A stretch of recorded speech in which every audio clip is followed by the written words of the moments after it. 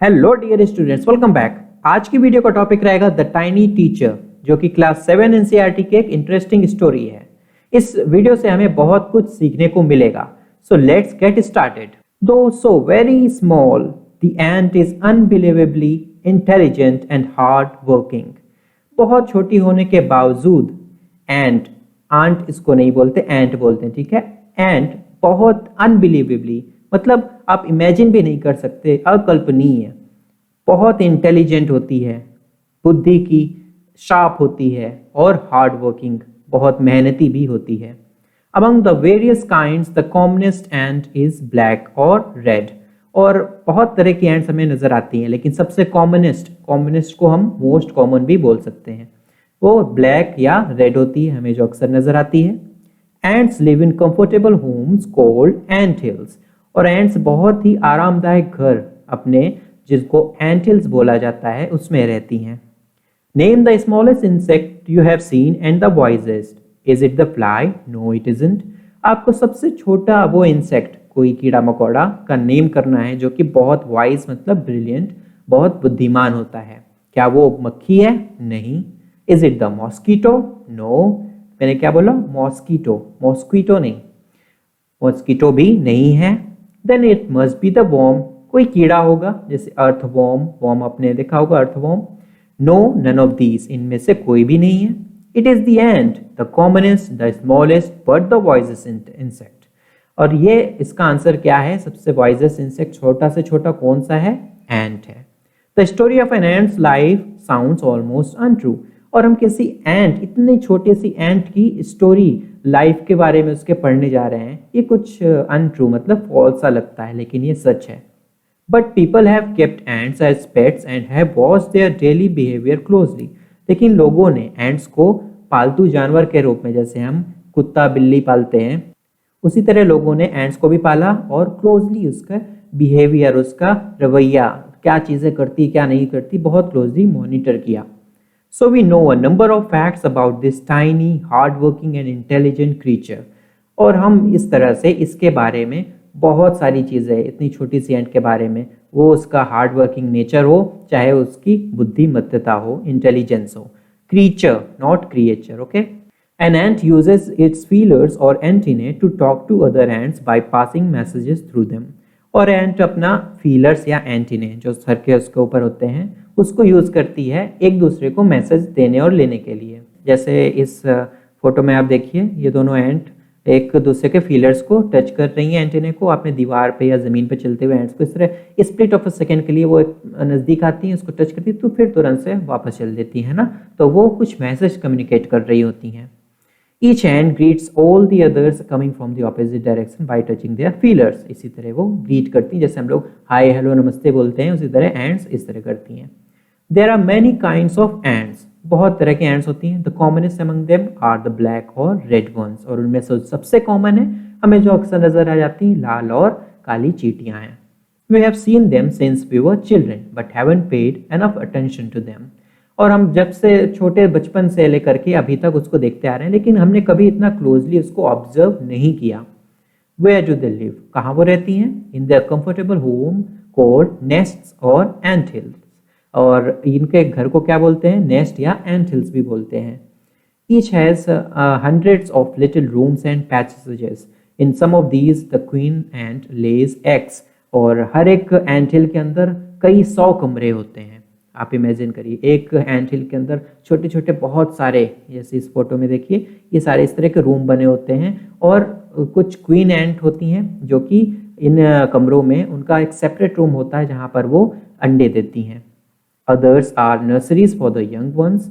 और अदर जो रूम्स हैं वो दूसरे, जो यंग वंस मतलब किसी स्पेशीज के बच्चे हैं ना, ऑफ स्प्रिंग जिसको बोलते हैं, तो ग्रब्स उनको बोला जाता है। एंट के बच्चे को क्या बोलते हैं? जब वो हैच नहीं हुआ होता, एग से निकला नहीं होता, तो उसको बोलते हैं ग्रब्स, ठीक है। Workers have their reserved quarters. और वर्कर्स जो कामगार एंट्स होती हैं, उनका क्या काम होता है? जा करके वो काम करती हैं, मतलब खाना इकट्ठा करना हो गया, साफ सफाई हो गई एंट हिल की, ये सारे काम करती हैं। और इनका ज़्यादातर टाइम खाने इकट्ठे करने में या खाने की खोज में ही गुजरता है। Some rooms serve as storehouses for this food. और कुछ रूम्स इस एंट हिल में स्टोर हाउस का काम करते हैं, जिसमें वो लोग सारा सामान, अपना खाना का सारा सामान वहाँ पर इकट्ठा कर देते हैं। जैसे हमारे घर में भी स्टोर रूम होता है, अनाज वगैरह रखते हैं, उसी तरह एंट्स भी अपना सारा खाने का आइटम, आपने देखा होगा जब उनको कुछ खाना मिलता है तुरंत उठा करके उसको अपने एंट होल या फिर एंट हिल की ओर जाती हैं। सोल्जर्स हैव सेपरेट बैरक्स, इसमें सोल्जर्स भी होती हैं जो कि इस पूरे एंट हिल को गार्ड कर रही होती हैं, वरना कोई भी एंट आकर के उस पर अपना कब्जा जमा सकती है। No worker has ever tried to live in a soldier's house. No soldier has ever gone out for searching for food. और आज तक किसी भी वर्कर एंट ने किसी सोल्जर के बैरक में, जिसको क्योंकि जहाँ मिलिट्री लोग रहते हैं, सैनिक लोग, उनको बैरक बोलते हैं, तो उनके बैरक में नहीं गई, ना ही कोई बैरक से एंट कभी कोई खाना लेने गई। मतलब they all have roles defined, हर एक का अपना अलग अलग काम है, वो सेपरेट है। So you see, an ant's life is very peaceful. तो आपने देखा कि एक एंट की लाइफ बहुत शांतिपूर्ण होती है ना? Each does its share of work intelligently and bravely and never fights with other members of the group. और हर एक एंट अपना काम बहुत बुद्धिमानी से, बहुत साहस से करती है और आपस में वो लोग कभी भी लड़ाई नहीं करती। The queen is the mother of the entire population of the colony. और जो क्वीन होती है एंट हिल की, वो पूरे पॉपुलेशन, जितनी भी जनसंख्या है एंट्स की, उन पर सबसे ऊपर होती है। मतलब वो जो बोलेगी वही होगा। So it's the mother of the ant hill. It lives about 15 years, और ये लगभग 15 साल की इनकी ज़िंदगी होती है। हमें देखकर लगता नहीं, लेकिन वो 15-15 साल तक एंट्स जीती हैं। It has a pair of wings but bytes them after it's wedding flight. और इसके कुछ पंख होते हैं क्वीन के, जो कि इसकी वेडिंग फ्लाइट के बाद वो काट करके उसको निकाल देती है। This flight takes place on a hot summer day. और ये फ्लाइट कब होती है, जो उड़ान है वो हॉट, किसी गर्मी के एकदम गर्म दिन में होती है। The queen leaves the nests and goes out to meet a male ant और drone high up in the air. Queen अपना नेस्ट एंट हिल छोड़ करके जाती है किसी मेल एंट को ढूंढने, जिसको हम ड्रोन कहते हैं, और ये बहुत हवा में ऊंचाई तक उड़ती है। On its return to earth, जब ये वापस आती है तो अपने पंख को है तोड़ देती है। उसके बाद इसका सिर्फ काम होता है अंडे ले करना, इसके अलावा वो कोई भी काम नहीं करती पूरी जिंदगी। Eggs hatch and grubs come out.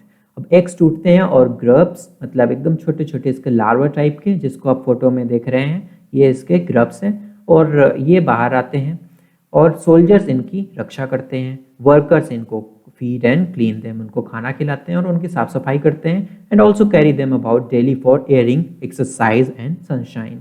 और उनको डेली बाहर घुमाने ले जाना हुआ, कुछ एक्सरसाइज करवाना हुआ और धूप दिखाना हुआ, ये काम उनको वर्कर्स या सोल्जर्स करती हैं। 2 or 3 weeks later, grubs become cocoons and lie without food or activity for 3 weeks more. 2-3 हफ्ते के बाद, मतलब 15-20 दिन के बाद, वो ककून्स बन जाती हैं। ककून्स कैसा होता है, जैसे एक्स, जैसे ये इस एक्स से निकल रही है, इसके बाद क्या होता है, इनके ना बॉडी पर पूरी थ्रेड्स जैसे एक स्ट्रक्चर पूरा लपेटा हुआ होता है, तो उसमें उस समय वो मूवमेंट वगैरह बिल्कुल भी नहीं कर पाती, एकदम बंधे हुई से होती हैं। तो 2-3 हफ्ते वो वैसे ही रहती हैं, कोई भी मूवमेंट या खाना पीना नहीं करती हैं। उसके बाद cocoons break and perfect ants appear. उसके बाद हम जो एंड्स देखते हैं नॉर्मली, वो ऐसे एंड्स ककून्स के ब्रेक होने के बाद ही हमें दिखती हैं। Now it's time for teaching and training. New ants learn their duties from old ants as workers, soldiers, builders, cleaners, etc. अब नई एंट्स की बारी है, जो छोटी एंट्स हैं, उसको कुछ सीखने और ट्रेनिंग की, कुछ एक्सरसाइज की, कुछ उनके ट्रेनिंग की जाएगी। जैसे वर्कर्स, सोल्जर्स, बिल्डर्स, क्लीनर्स, उनमें से उनको क्या ड्यूटी रहेगी, वो उनकी ट्रेनिंग दी जाती है। कुछ हफ्ते ट्रेनिंग के बाद ये the ants are ready to go out into the big world of work. उसके बाद ये इतनी बड़ी दुनिया, क्योंकि एंट्स के लिए तो बहुत छोटी एंट्स होती हैं, उनका दुनिया हमारे देखो एक फिंगर का नेल जो है उनके लिए बहुत बड़ा है ना, और हम तो उनको एकदम दानव जैसे नजर आते होंगे, मैमल है ना। तो अब वो बाहर जाती हैं काम करने के लिए। An ant hill is a home not only for ants but also for some other creatures, beetles, lesser breeds of ants and the green fly. एंट हिल में सिर्फ एंट्स नहीं होती, उसमें कुछ बीटल्स है ना, कीड़े मकोड़े, लेसर ब्रीड्स ऑफ एंट्स जो है थोड़ा डेवलप्ड अगर स्पीशीज मान लें तो उससे नीचे थोड़ी कम डेवलप्ड स्पीशीज, वो भी उसमें रहती हैं। और उसमें ग्रीन फ्लाई, हरी मक्खी हरे कलर के मक्खी टाइप की होती है, वो भी रहती हैं। अब ये एलियन क्रीचर्स मतलब कोई ऐसा जिससे हम एक्वेंटेड नहीं है। जैसे एलियन हमारे लिए कौन होते हैं, जो कि दूसरे प्लैनेट्स पे हों, जिससे आज तक हम मिले नहीं, एकदम नए हमारे लिए, तो उनको एलियन बोला जाएगा। उसी तरह एंट्स के पास ये एलियन क्रीचर क्यों हुआ है, क्योंकि एंट हिल में तो एंट होनी चाहिए, लेकिन ये तो कोई और इंसेक्ट्स इसमें रह रहे हैं। फॉर सेवरल रीजन्स, ये किस लिए रह रहे होते हैं और एंट्स क्यों रहने देती हैं। कुछ इसमें से कीड़े मकोड़े तो ऐसी स्मेल निकालते हैं जो एंट्स को बहुत पसंद होती है, तो उनको कोई दिक्कत नहीं, रहो। Others give sweet juices, other जो कुछ कीड़े मकोड़े हैं वो मीठे जूस देती हैं।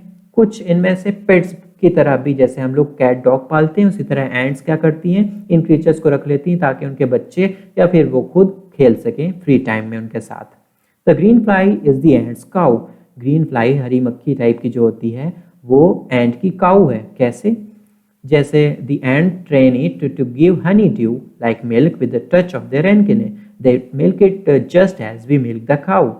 और वो लोग क्या करती हैं, ग्रीन फ्लाई को एक एंटीना से उन्होंने ट्रेनिंग दे दी है कि एंटीना जब उसको टच करेगा ग्रीन फ्लाई को, तो उसका मतलब होगा कि उसको हनी ड्यू देना है। हनी ड्यू क्या है, मधुर रस, है ना।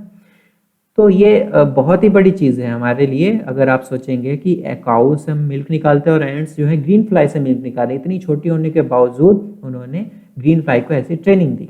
Have humans learned as much as ants have? Perhaps they have, but they haven't put their learning to good use. क्या हम इंसानों ने जितना एंट्स ने, हमने इतने कॉम्प्लिकेटेड चीज़ें उनके बारे में पढ़ी, क्या हमने उतना कुछ सीखा है? शायद सीखा है, लेकिन हमने उसको सही जगह इस्तेमाल नहीं किया है। They may still learn a few things from this tiny teacher, तो हमें इस छोटी सी एंट से भी बहुत कुछ सीखने की ज़रूरत है।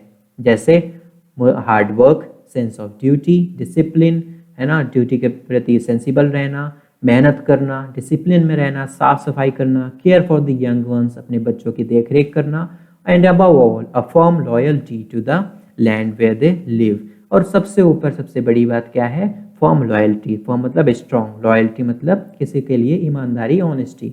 तो अपनी ज़मीन जो कि हमारे देश है, जिस पर हम रह रहे हैं, जिसके लिए हम अपने पूरा जीवन जो है कुर्बान कर सकें, ये सारी चीज़ें हमें एंट से सीखने की ज़रूरत है। So that's all for today's video. Hope you like the video. Please subscribe the channel. Thanks for watching.